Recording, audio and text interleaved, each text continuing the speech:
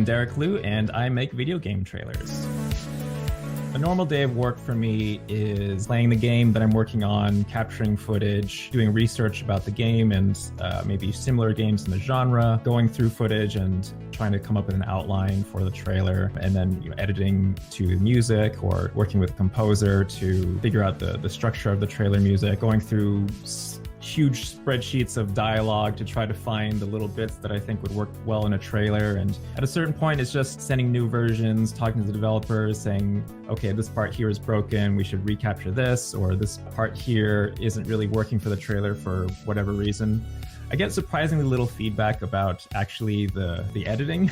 Game developers, they're less concerned with that stuff and more concerned about how good the game looks. Like, is it broken? Is the lighting fixed? Is something clipping through something else? So it's pretty fun. In terms of the actual editing and game capture stuff, I actually feel like a lot of that I learned just from doing fan trailers and also just from watching trailers and sort of reverse engineering what they're doing in terms of the pacing and the rhythm of the editing.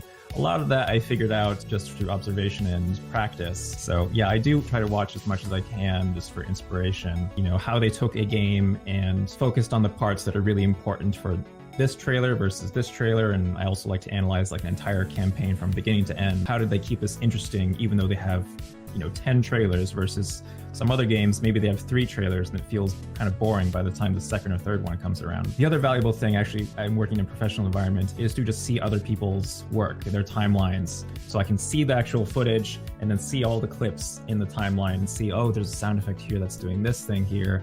And then that leads into this sound effect, which then lands on this part of the music. And then just having that behind the scenes look has been incredibly valuable over the years. It's a really, really niche industry. And there isn't a lot out there about how to do it. So that's a big reason why I make my YouTube videos and my newsletter, because I want to teach more people how to do this thing. So then that's a little easier than what I had to do, which was, just get a job in the movie trailer industry and then practice over many, many years.